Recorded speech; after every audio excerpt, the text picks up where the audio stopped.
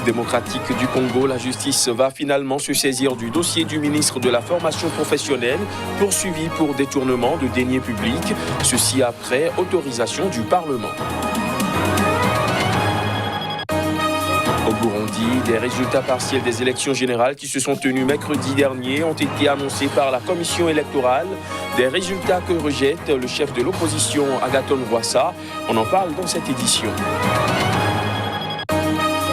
Et puis en Guinée, Médecins sans frontières pour lutter contre le Covid-19 a rouvert un centre médical d'une capacité de 75 lits mis sur pied en 2015 au plus fort de l'épidémie d'Ebola qui avait frappé l'Afrique de l'Ouest. Voilà pour les titres. Bonsoir à tous. Et nous démarrons par un carnet noir. Le chanteur et musicien guinéen Mori Kanté, connu pour le tube planétaire Yeke Yeke dans les années 1980, est décédé ce vendredi à l'âge de 70 ans dans un hôpital de Conakry. L'annonce a été faite par son fils Bala Kanté. Mori Kanté, surnommé le griot électrique, a contribué à populariser la musique africaine et guinéenne à travers le monde. Yeke Yeke, sorti en 1987, s'est vendu à des millions d'exemplaires et a atteint les sommets des hit-parades dans de nombreux pays. Mori Kanté s'est éteint ce matin vers 9h45. Il souffrait de maladies chroniques et voyageait souvent en France pour des soins. Mais avec la pandémie de coronavirus, ce n'était plus possible. Au Burundi, les premiers résultats partiels des élections générales qui se sont tenues mercredi dernier, dont une présidentielle, ont été annoncés. Des résultats favorables au parti au pouvoir, mais rejetés par le chef de l'opposition, Agathon Rwasa. Les détails. Le leader du principal parti d'opposition, Agathon Rwasa, a rejeté ce jeudi soir les résultats partiels portant sur 12% des 119 communes proclamées par la radio-télévision nationale et accordant au candidat du pouvoir une victoire écrasante.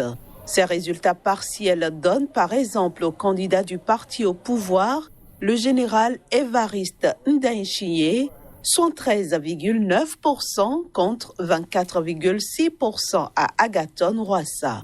Et ce, dans la commune de Kabezi, dans le Bujumbura rural, pourtant considéré comme un fief historique du chef de l'opposition.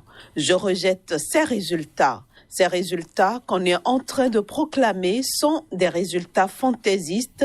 Ils ne collent pas avec la réalité. Je le dis parce que mercredi soir, lorsqu'on a commencé à faire le comptage des voix, on a suivi, on était en tête et les résultats que nous avons démontrent que nous sommes toujours en tête, a déclaré Agathon Rwasa. Les chiffres qu'on est en train de balancer sur les ondes sont le résultat d'une pure manipulation simplement. On peut facilement démontrer que c'est une tricherie, a insisté le chef de l'opposition, assurant avoir gagné. Agathon Rwasa assure qu'il saisira le moment venu les organes habilités à trancher le contentieux électoral, même s'il dit ne pas faire confiance à la CENI et à la Cour constitutionnelle actuelle. L'annonce de ces résultats partiels intervient alors que le président de la Commission électorale nationale indépendante, Pierre Claver Kazizé, avait appelé ce jeudi matin les Burundais à la patience pour la publication des résultats partiels attendus au plus tôt à partir de ce vendredi. En République démocratique du Congo, la justice va finalement se saisir du dossier du ministre de la formation professionnelle poursuivi pour détournement de deniers publics. Ceci après une autorisation du Parlement congolais. Voici les détails. Le Parlement de la République démocratique du Congo a autorisé ce mercredi le procureur d'engager des poursuites contre l'actuel ministre de la formation professionnelle, arts et métiers, John Ntumba. Ce dernier est poursuivi pour détournement de deniers publics. C'est la première fois qu'un ministre en fonction est poursuivi depuis l'accession au pouvoir du président Félix Tshisekedi il y a près d'une année et demie. En effet, John Ntumba est présumé avoir détourné plus d'$1 million américains du programme marquant les 100 jours du président congolais Félix Tshisekedi. Mais l'entourage du ministre incriminé rejette ces accusations. Âgé de 52 ans, John Ntumba est un proche de Vital Kamerhe, le directeur de cabinet de Félix Tshisekedi, présentement en prison. Il est lui aussi soupçonné d'avoir détourné plus de 50 millions de dollars américains destinés au même programme. Restons en République démocratique du Congo où au moins 27 civils ont été tués au cours de 2 attaques dans la province de l'Ituri, au nord-est du pays. Il s'agit du bilan d'une attaque survenue le week-end dernier. Il faut dire que la province compte aujourd'hui des dizaines de milliers de déplacés, justement à cause de la recrudescence de ces attaques. La province de l'Ituri, dans le nord-est de la République démocratique du Congo, a été dimanche le théâtre d'une nouvelle tuerie d'au moins 20 civils qui viennent s'ajouter aux près de 1000 victimes et aux dizaines de milliers de déplacés depuis décembre 2017. Des hommes, des femmes et des enfants ont été massacrés en pleine nuit avec différentes armes, dont des machettes, par les assaillants dans cette province où quelques notables dénoncent l'indifférence des autorités de Kinshasa à 2000 km de là. Nous enregistrons pour le moment 20 personnes tuées et 17 autres blessées, dont certaines ont été admises à l'hôpital, a déclaré un correspondant de l'AFP, l'administrateur du territoire de Djougou, Adel Alingui. Une autre source au sein de l'administration locale avance un bilan de 22 victimes, dont 8 hommes, 7 femmes, les autres sont des enfants. Les victimes sont de tous âges confondus, enfants, jeunes femmes et vieillards, tués à la machette, au couteau, avec des armes à feu, confirme un chef coutumier. Au moins 274 personnes ont été massacrées et 200 000 autres ont fui les violences depuis le début de l'année, a estimé l'Agence des Nations Unies pour les réfugiés le 8 mai dernier. Le 10 janvier, un rapport conjoint de la mission des Nations Unies au Congo et du Haut Commissariat des Nations Unies aux droits de l'homme recensait au moins 701 personnes tuées depuis fin 2017. Les tueries sont attribuées à une milice ethnico-religieuse, la coopérative pour le développement du Congo, CODECO. Elle prétend défendre les intérêts d'une communauté, les Lindou, majoritairement agriculteurs. Les victimes sont en majorité des membres de la communauté Emma, principalement agriculteurs et commerçants. En Tanzanie, le président John Magufuli a annoncé ce jeudi la réouverture des universités et le retour des compétitions sportives à partir du 1er juin prochain. Une annonce faite par le chef de l'État après avoir assuré que l'épidémie était en net recul aux grandes dames de ses opposants. Alors que l'ambassade des États-Unis sur place a fait état de signes de croissance exponentielle des cas de coronavirus dans plusieurs endroits en Tanzanie, et que l'opposition dénonce des manœuvres de dissimulation, le président tanzanien John Magufuli a décidé d'assouplir les mesures prises pour enrayer l'épidémie. Lors d'une réunion publique ce jeudi dans la capitale administrative Dodoma, le chef de l'État a annoncé comme décision de rouvrir les universités à compter du 1er juin 2020. Les événements sportifs pourraient reprendre à la même date, assortis toutefois de mesures de distanciation sociale. Régulièrement, le chef de l'État a minimisé la gravité de l'épidémie du nouveau coronavirus. Cela fait 3 semaines que son gouvernement n'a pas actualisé le nombre total de cas, bloqué à 480, dont 16 morts depuis le 29 avril dernier.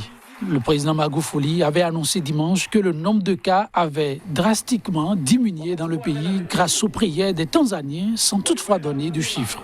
Le président tanzanien a déclaré une nouvelle session de 3 jours de prière nationale à partir de vendredi pour remercier Dieu, tandis que le gouverneur de la capitale économique Dar es Salaam, Paul Makonda, a quant à lui appelé ses administrés à sortir dans la rue dimanche et à faire du bruit pour célébrer cette baisse drastique de cas de contamination au Covid-19 dans le pays.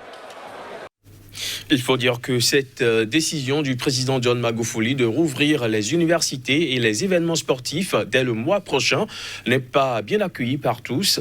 Zito Kabwe, un leader de l'opposition tanzanienne qui n'approuve pas cette décision, a appelé le gouvernement à publier des chiffres actualisés sur le coronavirus. On l'écoute.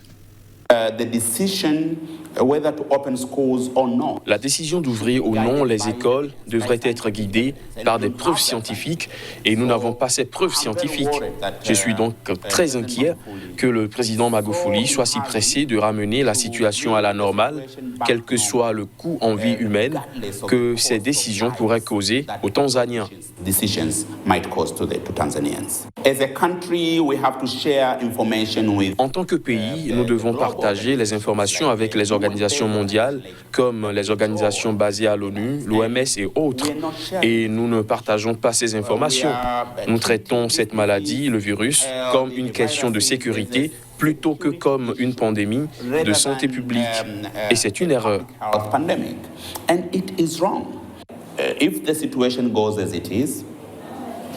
Si la situation reste inchangée et que le gouvernement tanzanien continue à se comporter comme il le fait, cela signifie que le taux de participation aux élections sera très faible car les gens auront peur d'aller voter.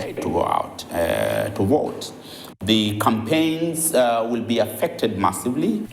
seront massivement touchées en raison des grands rassemblements qui auront lieu.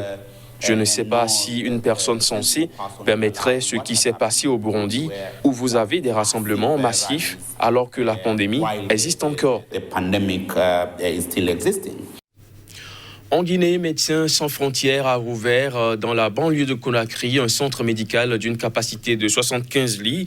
Un centre que l'ONG avait mis sur pied en 2015 au plus fort de l'épidémie d'Ebola qui a frappé l'Afrique de l'Ouest.